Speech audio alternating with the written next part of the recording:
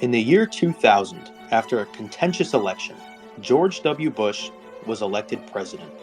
Less than a year later, America saw the first attack on American soil since Pearl Harbor, when on September 11, 2001, Al Qaeda hijackers took over and crashed two airliners into the World Trade Centers, one into the Pentagon and one that was crashed prematurely by passengers. As a result of this, Bush declared the infamous words of, "You are either with us or against us." This doctrine saw the US invade Afghanistan to overthrow the Taliban and hunt down Al Qaeda members.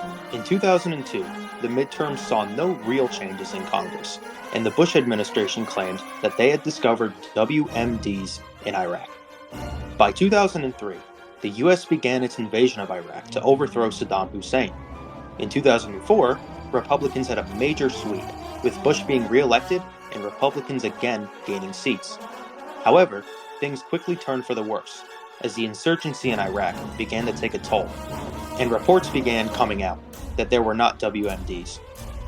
By 2006, the dam had broken, and Democrats won 31 seats in the House and 5 seats in the Senate, giving them control of both chambers. By 2008, the housing bubble had burst, and the economy had collapsed. By the end of the year, Democrats had won an additional 8 seats in the Senate, giving them a supermajority, in addition to their 21 House flips and the election of the new president, Barack Obama, in a landslide. By the end of 2008, it was clear the Republican Party of the last 20 years was dead. Using his new supermajority, Obama was able to pass healthcare reforms commonly known as Obamacare. However, despite passing economic passages, it proved not enough when in 2010, a conservative movement known as the Tea Party formed, winning Republicans 63 seats and retaking the House.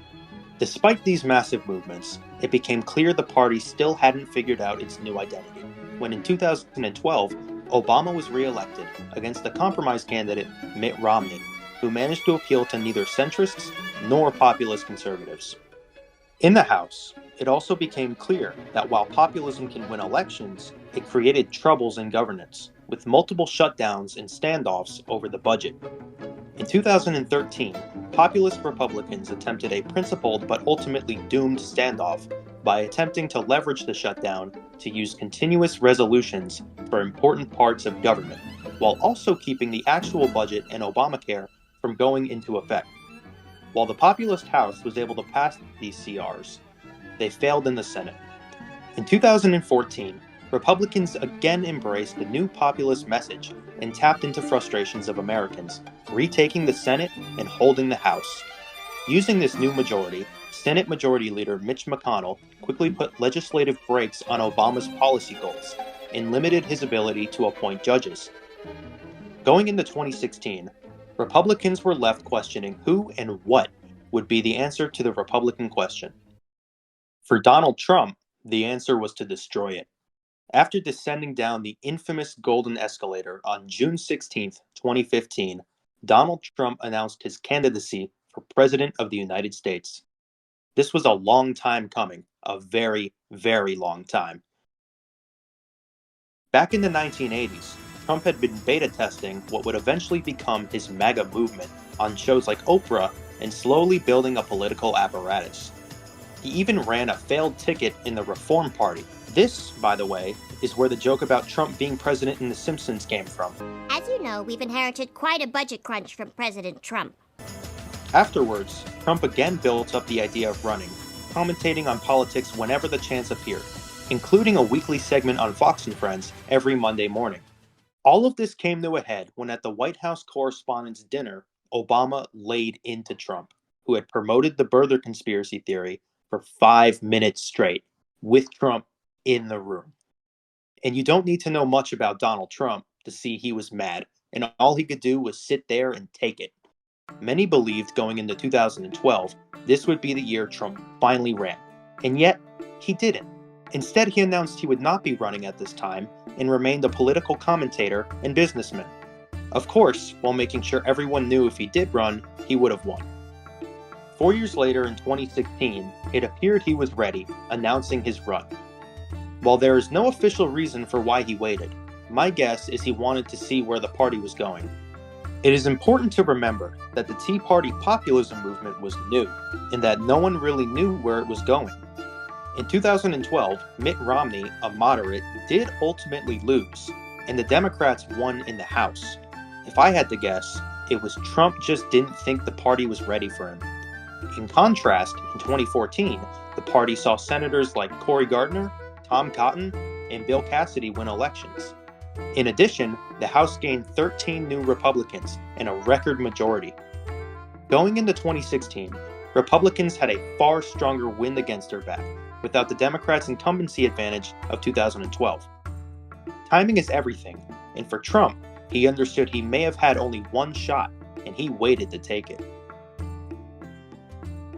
And take it he did. In his very first speech, he laid into the Democrats and Republicans. His main thesis was victory, and the lack of it against ISIS, China, Mexico, allies and enemies alike. His main point in the entire speech was to make the US win again. Oh, and lest we forget the wall which Mexico would be paying for. It was this message that began to carry him in the debates. Waving off criticism, literally, he went after the at-the-time leader, Jeb Bush, in the first debate and the establishment side of the party. Trump's main strategy in the debates was to take his opponents and point out their flaws both in policy and personality. At the same time, he didn't go out of his way to get too specific on his own plans. ISIS? Defeat them. How? Yes. Anyone else's plan won't work. They aren't tough enough. It was this strategy that allowed him to clear the road one by one. Even though other candidates wanted to attack Trump, Bush was the frontrunner. So naturally, they also ganged up on him. Rinse and repeat for the rest of the primary. How did this strategy work? It was a total success. While Trump lost Iowa, he won New Hampshire, South Carolina, and Nevada. Jeb Bush dropped out, and Trump had taken out the frontrunner. While he may have started off as a joke, he certainly wasn't one now. Going into Super Tuesday, he won 7 states and won another 5. At this point, Cruz had announced he was taking on a VP of Carly Fiorina, with the race getting nastier with Trump going after Cruz's wife. Ultimately, it didn't matter, and Trump had won. On May 6th, Ted Cruz dropped out, and finally, on May 7th, 2016, John Kasich, the last opposing candidate, dropped out. Donald Trump had won the Republican nomination. Despite a challenge by Senator Bernie Sanders, Hillary Clinton had managed to win an otherwise guaranteed nomination from the Democrats. She had attempted a run in 2008, but lost to Obama, and it was generally understood within the party that it was her turn. However, it was this understanding that would be her downfall. It is important to remember that Trump was not viewed as a serious candidate. To many, it was seen as the final death of the Republican Party, and one senator, Lindsey Graham, was even quoted saying, "If we nominate Trump, we will get destroyed, and we will deserve it." And no one believed that more than Clinton. Unlike Trump, who in the final days was in Michigan, Clinton was in Iowa? Clinton truly believed the infamous blue wall was safe and ran with a strategy of running up the scoreboard. Except people did not like Clinton. West Virginia in the primary voted for Bernie Sanders over her. West Virginia voted for a socialist over Hillary Clinton. In addition, Clinton had baggage with the email and Benghazi scandals. Trump had his own scandals over a leaked tape where he made comments about women met with large backlash. In the debates, Trump was again able to use Clinton's history and policies against her, while deflecting his own policies. Infamously, Trump refused to release a plan against ISIS while calling out her own plans and for even releasing a plan. Anyone else's plan won't work. He also tied his lack of released tax returns to her failure to release emails. Right before the election, it came out that the FBI was investigating Clinton. And then, it was election night. Early into the night, it had become clear this was not going to be the landslide polls, pundits, and Clinton herself believed it would be. By 11 p.m., Trump had won states like Ohio and Iowa, which he had invested time into winning, and by midnight, he had won Florida. While not all of these came as major surprises, it was the sheer margin he had won that did. Ohio, which had been ranked as a relatively lean or toss-up state, came in by over 8 points for Trump. Meanwhile, the safe blue wall which Clinton had neglected was still not called. It was then that Trump had won Wisconsin, a state which hadn't voted Republican since Ronald Reagan. Finally, Pennsylvania was called for Trump, giving him the necessary electoral votes to be the next president. It is important to note, however, that Clinton did end up winning the popular vote by about 3 million votes, at least according to Clinton voters. Finally, as a sweetener, Michigan, a state Clinton had turned her nose to, voted for Trump, giving him a final tally of 306 to Clinton's 232. In addition, Republicans had maintained control of the Senate and the House, giving the now President-elect Donald Trump a trifecta. And on January 20th, 2017, Donald Trump was inaugurated as the 45th President of the United States of America. One of the first things Trump did was nominate Neil Gorsuch to the Supreme Court. To understand why, we have to go back to 2013, when Senate Republicans had filibustered Obama's federal judge appointees. To counter this, the Majority Leader Harry Reid had used the nuclear option to remove the filibuster on federal non-Supreme Court judges. At the time, McConnell warned, "You'll regret this." Now, in early 2016, Justice Antonin Scalia passed away unexpectedly, leaving a crucial opening on the Supreme Court that could have changed the 5-4 conservative lean to a 4-5 liberal one. However, Republicans led by Majority Leader Mitch McConnell, having won a strong majority in 2014, refused, citing that no opposition-controlled Senate has ever appointed a Supreme Court justice in an election year. Despite Obama nominating Merrick Garland, who otherwise could have been a Republican nominee, McConnell refused to budge. Once Trump became president, McConnell used the same nuclear option to remove the filibuster on Supreme Court justices, giving Trump his first of 3 appointees. His other 2 appointees came when Justice Kennedy, a moderate conservative, retired, allowing Trump to appoint Brett Kavanaugh. Kavanaugh had been accused of assaulting a woman, but without enough evidence to support the claim, the Senate appointed him. Throughout all of this, Ted Cruz, a senator who had once opposed Trump, had become his closest ally in the Senate. After longtime champion of the court Ruth Bader Ginsburg passed away, Trump appointed Amy Coney Barrett just weeks before the election, giving conservatives a 6-3 majority.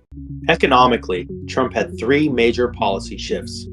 The first was new tax reform legislation, which reduced taxes mostly through consolidating tax brackets and creating larger standard deductions and deductions for families. However, this came at the cost of reducing the amount of itemized deductions that could be taken from things like state taxes. The hope of this was to incentivize the amount of corporate activity in America and therefore create more jobs. In addition, Trump weaponized protectionism, both against China, but also to pressure Mexico in regards to the border. Most impactful was Trump's renegotiation of NAFTA into USMCA, a 2016 campaign promise which had helped him win the Rust Belt in 2016. This deal increased the requirement of activity in the US and increased wage requirements to avoid tariffs. This would help shift factory jobs back into the US and the Rust Belt while increasing wages. Some of Trump's largest victories would come out of his foreign policy.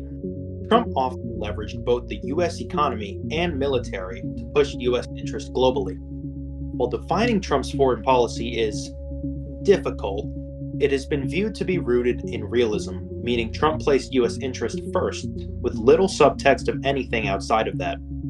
For example, Trump had been hostile to NATO, viewing it purely as a US money pit that he would leave if other countries did not begin upping their contributions to, which ultimately they did. However, at the time, Trump was viewed as undermining the alliance and upsetting allies. In the Middle East, Trump used force against Syria after Syrian President Assad had used chemical weapons. In addition, he put full focus against ISIS, pushing them out of Iraq and eventually taking out the leader of ISIS, Abu Bakr al-Baghdadi, after over 5 years of terror and conquest. Trump later left Syria, which controversially placed the Kurdish rebels and U.S. allies in harm's way against Turkey, whom Trump had sanctioned. Trump's biggest foreign policy win was with Israel, however. In addition to recognizing Jerusalem as the capital of Israel and moving the embassy, he managed to create a peace plan. The peace plan itself was a mess, but its true intention was to lay the groundwork to give Arab nations the justification to recognize Israel. In addition to the UAE and Bahrain, both Morocco and at the time Sudan would also join. This was part of a strategy to build a larger anti-Iran coalition that Israel was a part of. While it didn't happen before the election, Trump had hoped to eventually have Saudi Arabia join in. Trump also left the nuclear deal with Iran, which Trump and Netanyahu opposed for being both ineffective and for giving free money to Iran.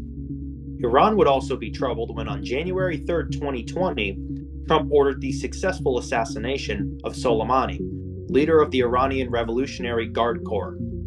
Despite fierce backlash and a limited missile attack on a U.S. base in Iraq, Iran ultimately stood down. Trump also maintained a cordial relationship with Kim Jong-un, even becoming the first president to enter the country. Trump was able to ensure the return of both POW remains from the Korean War and Otto Warmbier, a hostage who passed away not long after being returned as a result of poor treatment by the North Koreans. In 2018, Democrats had a strong showing in the midterms, winning 41 seats in the House of Representatives. However, they actually lost 2 seats in the Senate. This strong showing in the House empowered Democrats to oppose Trump's budget plans to include funding of the wall, causing a shutdown and a standoff that Democrats ultimately won. In late 2019, whistleblowers came out, claiming Trump had tried to pressure Ukraine into investigating at the time primary candidate, former Vice President Joe Biden. This was not the first investigation Trump faced, having had been investigated for possible ties with Russia by Robert Mueller, which ended with no indictment of Trump. However, this time Speaker Pelosi decided to attempt an impeachment over the Ukrainian phone call. The impeachment inquiry alleged that Trump had threatened to withhold aid to Ukraine against Russia unless they investigated Biden and his son for possible corruption involving a Ukrainian prosecutor Biden wanted fired for investigating his son at threat of withholding aid. This impeachment was successful, eventually passing a vote in the House, which saw 2 Democrats oppose it, with one, Jeff Van Drew of New Jersey, actually switching to the Republican Party. Ultimately, the trial was held in the Senate, which ended in acquittal, with Senate Republicans limiting the scope and size of the trial. This saw Trump's poll numbers rise, and as a possible trade deal with China and possible movement on the Israeli-Palestinian deal, Trump was in a strong position at the start of 2020. And then, it happened. The first recorded case of COVID on U.S. soil was on January 18th. It wasn't until March, however, that it had become clear this was a crisis. On March 13, 2020, a national emergency was declared, with Trump holding a press conference to announce measures to be taken. The stock market at this point had fallen, nearly wiping out all gains of the Trump presidency. As a mixed result of both state and federal policies, COVID would see about 500,000 people die. It is impossible to fully blame any person or policy regarding COVID. New York, under Governor Andrew Cuomo, was directly responsible for many, with his nursing home policy. Trump, for his part, refused to commit to messaging around the lockdown. The lack of popularity in his own base pushed him to promote public events and more relaxed COVID policy. Trump would get COVID in the start of September of 2020, but did recover after receiving treatment. Leading into the 2020 election, Biden pursued a strategy of avoiding confrontation. At this point, Trump had become his own worst enemy, alienating moderates. Biden used this to his advantage by attacking Trump and running the slogan, "Bring an adult back into the room." This strategy would prove most effective at the debates, when Trump attacked Biden for things that, as president, he should have had already solved at this point. Trump could no longer deflect an attack as he did in 2016, and Biden knew it. Despite having a relatively strong start, a mix of COVID and general unpopularity resulted in Trump losing the election on November 6, 2020.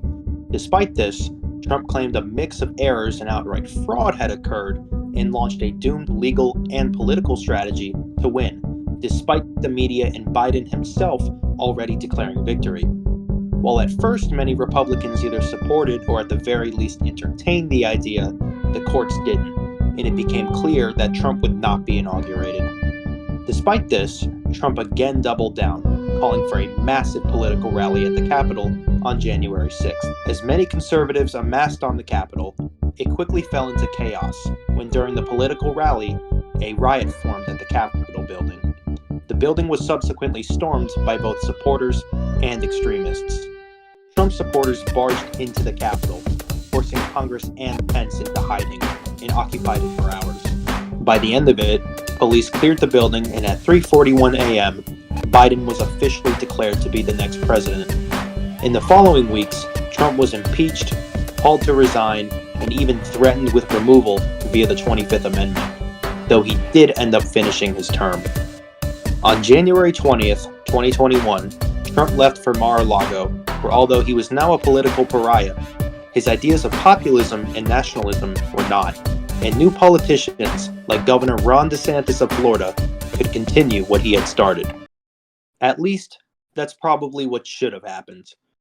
Only about a week later, Kevin McCarthy visited Trump at Mar-a-Lago to discuss 2022 and the future, proving to both the Republican Party and the world that Donald Trump was not done in politics, nor would he remain a pariah in political exile.